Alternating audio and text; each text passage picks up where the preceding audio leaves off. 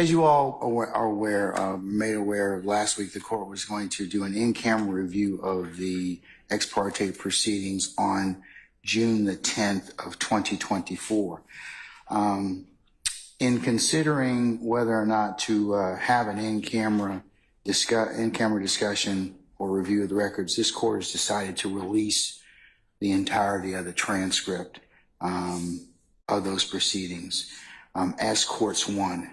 And I'm going to take judicial notice of the following timeline. On Friday, June the 7th, 2024, Mr. Kenneth Copeland was granted immunity from prosecution pursuant to 24-5-507A, and that'll be marked as courts 2. So the transcript will be court 1.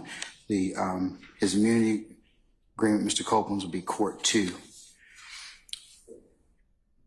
Mr. Copeland, who was represented by Mr. Jonathan Melnick and advised of his rights and obligations, during the proceedings on Friday, June the 7th, which will be marked as courts 3, the transcript of those proceedings, Mr. Copeland invoked his Fifth Amendment privilege and was held in contempt, and that will be courts 4, Mr. Copeland's order of contempt. Mr. Melnick informed the court that he was not going to be in attendance of any further proceedings as he would be on leave effective 10 June of 2024. The court informed Mr. Melnick that his leave, or had discussions with him that his leave was not proper and that he needed to be in attendance on Monday, June the 10th of 2024 with Mr. Copeland. Mr. Melnick relayed that attorney Caleb Bumpus would be representing Mr. Copeland. On Monday, June the 10th, before court, Mr. Edward Chamberlain, the court's litigation manager, informed the court that the state wished to have an ex parte meeting with the court. No subject matter of the ex parte meeting was told. The entirety of the ex parte hearing held on the 10th of June of 2024 was taken down by Ms. Christina Weaver, the court's official court reporter. This ex parte hearing was held in chambers starting at 9:10 a.m. Present along with the court were Ms. Caleb Bumpus, attorney or ADA Ms. Adrian Love. Also present were the DA's investigators, Mr. Long and Mr. Hamilton. The ex parte hearing stood in recess from 9:34 to 10:03 a.m. to await Mr. Copeland's arrival. The ex parte hearing resumed with Mr. Copeland present at 10:03 a.m.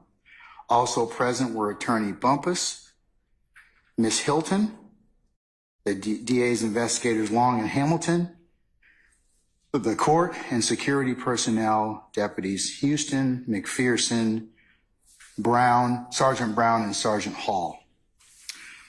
The ex parte hearing stood in recess to allow Mr. Copeland to have a private conversation with attorney Bumpus from 10:17 a.m. to 11:28 a.m. The ex parte hearing resumed at 11:28 a.m. The ex parte hearing concluded at 11:31 a.m. The court arrived in courtroom 1C at 11:49. The transcript of those proceedings, starting as of 11:49, or when the court presumed that held the proceedings on 10 June in courtroom 1C 2024, that will be marked as courts 5. The proceeding in 1C commenced on the record at 11:52 a.m. A lunch recess was had at 12:51 p.m. The parties returned from lunch, and Mr. Steele informed the court that he had a motion, and that was at 1:46 p.m. In asking then Mr. Steele later that afternoon was held in contempt. However, he was allowed to continue representation of Mr. Williams. The court, in asking Mr. Steele questions of how he received the information that he proffered in open court, was only concerned about the integrity and security of the conversations that were had in chambers, not whether those conversations were the subject of proper ex parte conversations or the sum and substance of what was told to him at that time. Jurors Jurors entered the courtroom to resume Mr. Copeland's testimony at 3:39 p.m. The jurors were excused and exited the courtroom at 5:56 p.m. Mr. Copeland was excused and exited the courtroom at 5:58 p.m. The court asked Mr. Steele again whether he received ex parte information, and that would be at 5:59 p.m. Mr. Steele's counsel, Ms. Ashley Merchant and Mr. Alex Susor entered the courtroom. Mr. Steele was held in criminal contempt. That order of that contempt will be marked as Court 6, and the proceedings concluded at 7:41 p.m. The court further takes judicial notice of the following statements proffered by Attorney Brian Steele, in open court upon information and belief stated to the court, which are still unknown. There are 6 assertions that Mr. Steele proffered in front of the court. Those are contained within the transcript of Courts 5, the proceedings that are held on the 10th of June of 2024 in Courtroom 1C, which the court has already said will be part of this order. The first assertion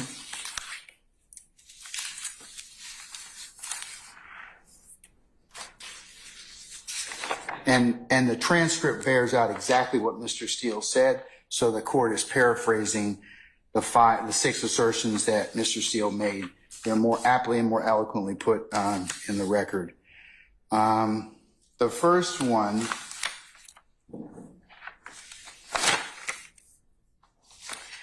involves his concern that supposedly in chambers, this honorable court reporter, court at times, district attorney or district attorneys before the DA's office, as well as investigators, sheriff, and deputies, Mr. Copeland and his counsel met together.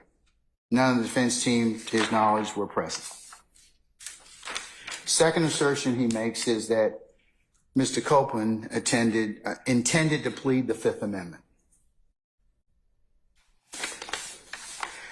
Third assertion is that Mr. Copeland, as a party, was sworn, and Mr. Steele asserted that this particular conversation was, in fact, a critical stage, and that the defendants had the right to be present.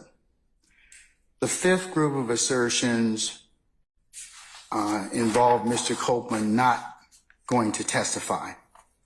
The fifth group of assertions involved what Ms. Attorney Hilton claimed or said to the witness, to include the court, involving allegations of coercion and witness intimidation, and that his counsel had the right to be present.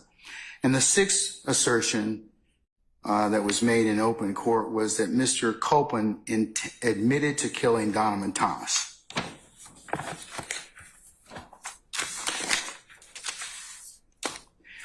At some point after Mr. Steele was held in contempt by this court in the afternoon of June the 10th, it was brought to the court's attention, not at the court's request, by security personnel that video footage of what occurred outside Courtroom 1C shows the interactions between Ms. Bumpus, Mr. Steele, Mr. Adams, and Mr. Sharp. The court in no way sought to investigate any facts of this involving this footage, and it only considered it for the security and timeline of events that occurred on June the 10th of 2024. Also, in no way did the court consider any of this footage in holding Mr. Steele in contempt. And as I said, mentioned it only for the purposes of considering the security and breach of information that occurred within the court's chambers, not for whether or not that was truthful or not.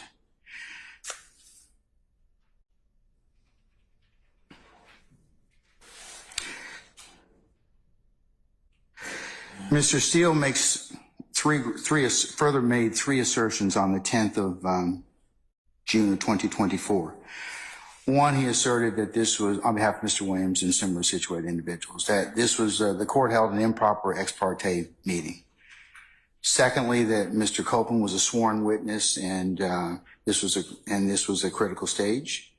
And no, Mr. Copeland was a sworn witness. And third, that he argued that this was a critical stage and that he and the others needed to be present at that point in time to pursue the Sixth Amendment rights of the defendants in this case.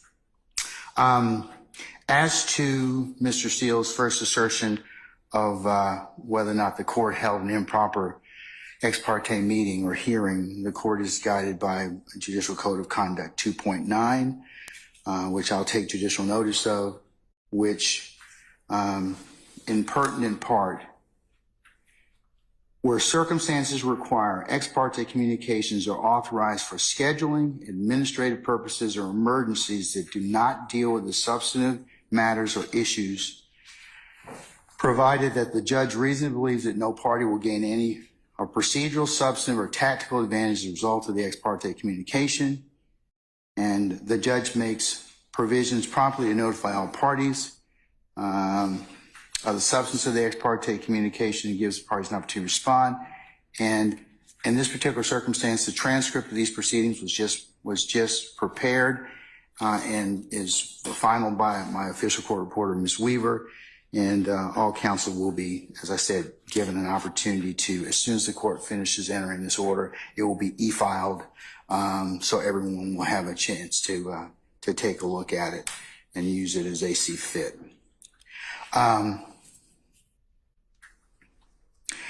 In this particular, and then the last part of 2.9 before the court goes on, if involves in pertinent part, if a judge inadvertently receives unauthorized ex parte communication bearing upon the substance of the matter, the judge shall make provision promptly to notify all parties of the substance of the communication, provide the parties with a reasonable opportunity to respond. And as I mentioned earlier, I'm going to release the entirety of the transcript to you all to use as you see fit, and before any other further examination of Mr. Copeland.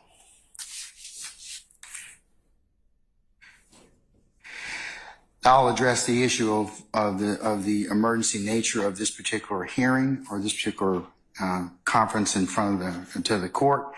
Is that this involves the state's concern as to what Mr. Copeland was in fact told by his counsel, Mr. Melnick, and his understanding of the immunity agreement pursuant to 24-5-507. And that the conversations that were had in the transcript will bear out that no tactical or other advantage or any testimony that was stated during that particular hearing would be anything other than the court and or the state communicating, along with Ms. Bumpus, his lawyer, who's there the entire time, his witness's understanding of his immunity agreement. In consideration of this emergency nature, the court has taken into account a couple of cases I'll cite for the record. One of them is United States versus Adams, and that's 785 F. 2nd 917, decided in March the 31st of 1986. In pertinent part, presence of the accused. Although an ex parte conference to discuss threats against the witness is proper, district court must ensure that the conference is carefully conducted so no rights of the defendant are threatened. Presence of the accused. Ex parte conference between judge, prosecutor, and government witness to discuss refusal of witness to testify because of his fear of reprisal was not improper, where substance of the inculpatory testimony was never discussed and the entire conference was transcribed. And in Adams, the appellants contended the ex parte conference was improper and it violated their due process right to a fundamentally fair trial. We agree with appellants that ex parte conferences should occur, but rarely, especially in criminal cases. This does not mean, however, that such conferences are unconstitutional. Indeed, some situations the trial judge may find an ex parte conference necessary. They cite La Chapelle, and that's LACHAPPELL versus Moran at 699 F. 2nd 560. It's a First Circuit case from 1983 where the court cites, in the exercise of the court's residual power to ensure a just trial, protect jurors and witnesses, a judge may, in rare circumstances, feel it necessary to confer with a juror or witness on the record, but outside the presence of others, including the defendant. One such conference may be where a juror or witness, having been threatened, wish to speak with a judge privately about a threat. A witness may not feel free to discuss any threats in presence of the defendant or even counsel for the defendant. We agree that the First Circuit, that an ex parte conference is appropriate in that situation. They say C, United States versus Arroyo, and it's ANGULA. It's at 580 F. 2nd 1137, pinpoint 1142, and 1141, 1142, Second Circuit case. Exclusion of certain defendants and counsel from in-camera proceedings permissible in multiple defendant trial, where certain defendants had cooperated with government and received death threats. And then you've got a citation for that being 439 U.S. 913. Although an ex parte conference discussed threats against witnesses proper, the district court must ensure that the conference is carefully conducted so no rights of the defendant are threatened. In this case, the court followed procedures to ensure the conference was fair. First, at no time was the substance of Pooley's inculpatory testimony discussed. And second, the entire conference was transcribed. And that's United States versus Watchmaker at 761 F. 2nd 1149, 1985. Ex parte conference with frightened juror properly were transcribed and the judge's comments carefully framed. This court goes on to say in Adams, two aspects of this conference, however, are disturbing. First, when the prosecutor began to impress upon the witness the distinction between being paid for testimony and afforded protection, the trial court should have called the conference to a close. The portion of the record quoted above indicates an attempt by the prosecutor to coach the witness on how to answer questions about inducements from his testimony. The court had already learned all it needed concerning the witness's fears and the prosecutor's plans for protection, there being no reason to participate in such coaching. Second problem occurred where Pooley took the stand. Defense counsel inquired about what inducements had been given for Pooley's testimony, and the prosecutor and Pooley both indicated the promise was the prosecutor would seek to enroll Pooley in witness protection program if he were in fear of his life. Neither related to the prosecutor's pledge to seek immediate protection for Pooley should it be necessary. The exchange occurred before the court, and the court should have made sure that the inducements made as in the ex parte conference were completely and precisely disclosed. Similarly, in this matter,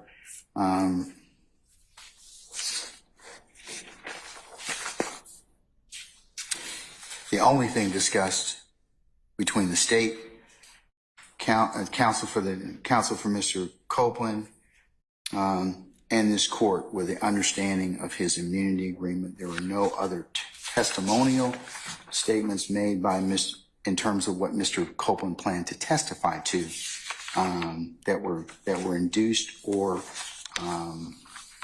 sought by the court. And the transcript in its totality will bear that out, and you can have a look at that. The court's also considered Bruner versus the state. That's 302 Georgia at 6, and this relates to the right to be present and what is defined as a critical stage and under the Sixth Amendment.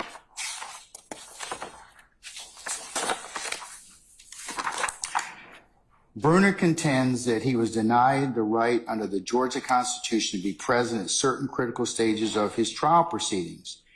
Embodied within the constitutional right of the courts to a criminal defendant's right to be present, see and hear all the proceedings which were had against him on trial before the court.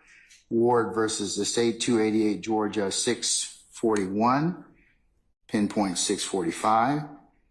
Violations of this due process right are presumed prejudicial, absent a waiver by defendant requiring a trial. However, there were no violation of Bruner's right to be present. The right to be present attaches to any stage of a criminal proceeding that is critical to its outcome if the defendant's presence would contribute to the fairness of the procedure. And that's Huff versus the State, 274 Georgia 110, pinpoint 111. Thus, a critical stage of a criminal proceeding is defined as one in which the defendant's rights may be lost, defense is waived, privileges claimed or waived, or one in which the outcome of the case is substantially affected in some other way. And in this particular case, the court is of the opinion, basing on looking at the case law, that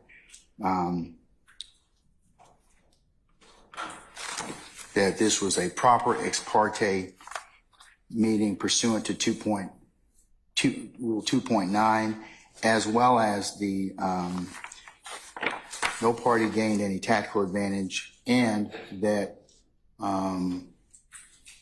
the proceedings as a whole are released to will be in the terms of the transcript. So what was said can readily be seen and utilized by the defendants.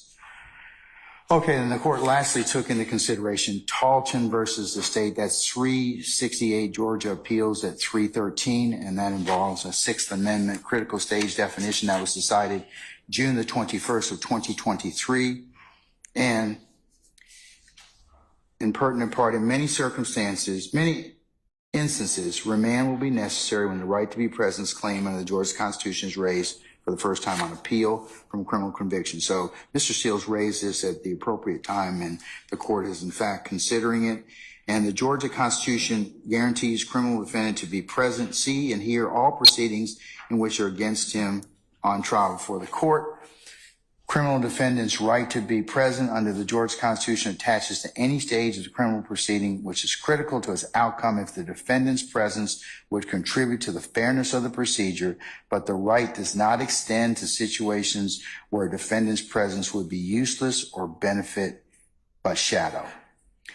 And under the Georgia Constitution, defendant who is represented by counsel need not be present for portions of the trial that involve questions of law and consists of essentially legal argument about which the defendant presumably has no knowledge.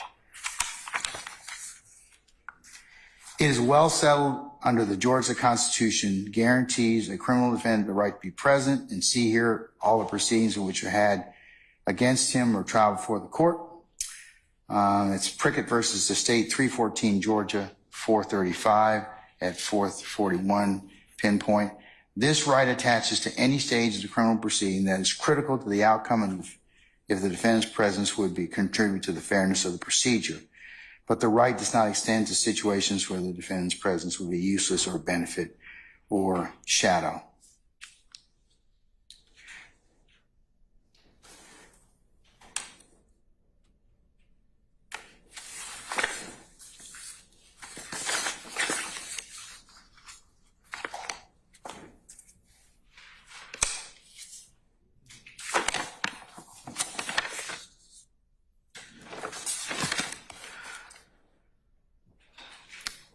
The court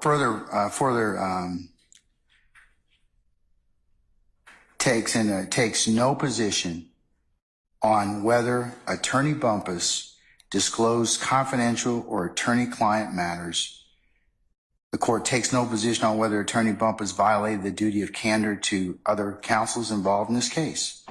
These two questions can be resolved by the State Bar of Georgia and our Supreme Court.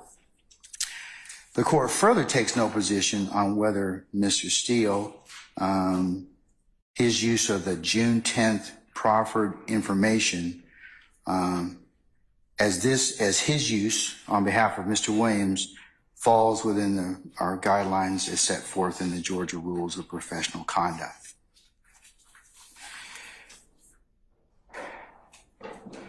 The court's basis for having been explained on the record A written order of this, along with the attachments, will be included in the record. And Mr. Banks, where are you? Sir, as a result of this transcript release, the court withdraws the show cause for your client and others who may be present who are present in chambers on the 10th of June of 2024. And as I mentioned earlier, we were going to have a show cause hearing on Wednesday, the 3rd of July. I am canceling that indefinitely. In fact, I've canceled all of that, so we will not be holding that particular hearing, okay? All right. And then then transitioning to the last matter the court wanted to put on record. Upon further review, this court will in fact enter an order sending Mr. Adams and Steele's, Mr. Weinstein, and Mr. Banks' motion to recuse to another judge pursuant to Uniform Superior Court Rules 25.1 through 25.7 in the method and manner prescribed by our local rules. So this written order is entered. I will enter the order transferring it, and until such time as those two things are decided, then we'll be in recess until that time. And we will just inform our jurors that they're until they're not supposed to come back on Monday until Monday anyway. So I will have Deputy Ingram and Ms. Umana indicate to them that they are still on recess and we're continuing to work. So that's all I have for you at this point in time. Okay? All right. Ms. Novi, can I ask you a question before you start anything? Madam, didn't your law firm represent one of the co-accused in this case? How are you then? Do you have an actual or perceived conflict in this case? No. Have you been, I'm asking you at this point in time, could you state for the record how it is that you don't think you have a conflict? Because you did represent one of the co-accused in this case, correct? I did. Okay. I did. He's been discharged. Your Honor, this has absolutely nothing to do with my representation of Sergio Kitchens. Haven't even discussed that or come up. And what happened in the ex parte proceeding, we're just representing Mrs. Bumpus, Attorney Bumpus, in what her position is with respect. Is on mute? Yeah, you're good now. Yeah, with respect to this court. So completely different matter. And now we're dealing with a contempt hearing of Miss Bumpus as opposed to a criminal prosecution of Mr. Kitchens. Completely different. And in fact, everything that we've gone through or anything we've learned about this case has nothing to do with what we've done with Attorney Bumpus. Okay, I just want to, because you may have an actual or perceived conflict. I just wanted to bring that to your attention. So if you think that it should be addressed, then I'm giving you the opportunity to do so at this point in time. Because you do have knowledge of this particular case, but all right. Well, I think half of America has. I'm sorry? I said I think half of America has knowledge of this particular case at this point. Okay, but they're not before us at this point in time. So what else did you want to? Well, and I'll speak for the court's purposes. I'll speak for myself and John Garland, who's also our co-counsel with Attorney Bumpus and who was my co-counsel in Mr. Kitchens' case. All right. So I'll speak for both of us in that respect since Mr. Garland's not able to be here. All right. A couple things that I just wanted to clarify for Your Honor. Is the court still intending to produce an order on what the court addressed orally on our recusal motion? Yes, ma'am. I'm going to produce an order basically bundling since there are 3 motions to recuse to one to be spun on the wheel so that we don't get 3 separate people hearing these particular matters. So I will do that effective today. Okay. So does that answer your question? It does with respect to that. The other issue was I think the court was holding under advisement our motion to quash. That makes this moot at this point in time. Okay. So since I'm not going to have a hearing at this point or at any time in the future, you can re-raise it at that point in time if you so desire. That's fine. So but I'm telling you at this point in time, I have no desire to resolve that. I don't need to at this point in time. Okay. All right. Those are the questions that I had. Okay. All right. Madam, unless you have anything else, you all can be excused. Counsels, I'm going to go ahead and, like I said, work on this particular order. I actually memorialized the order in writing and the motion to recuse. in terms of the sending it to another judge pursuant to 25.1 through 25.7. And we'll see in a little bit, depending upon how it's ruled upon, all right? All right. Your Honor, do we have a timeline of when the motion to recuse may be heard? Don't know. That has to go to another judge pursuant to our local rules. So it will be basically put on the wheel. Of course, I don't have anything to do with that. So as soon as our clerk, Madam Clerk, Miss Alexander and her team spin that, that's not within my information and purview. Is this something that we can expedite? I mean, the state does have very concerns that we hold the jurors indefinitely regarding this matter. Is there anything that could be expedited so that those decisions can be made on the motion to recuse and we can move forward with the trial? While I understand your concern, I think the rules of transfer and recusal are pretty clear. That I'm not going to comment on anything that is pending at that point in time. So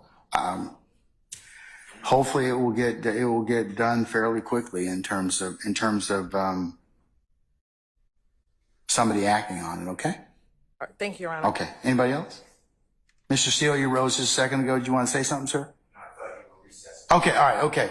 Okay. Then we're in recess and we'll see you in a little bit. Okay. All right. We're in recess.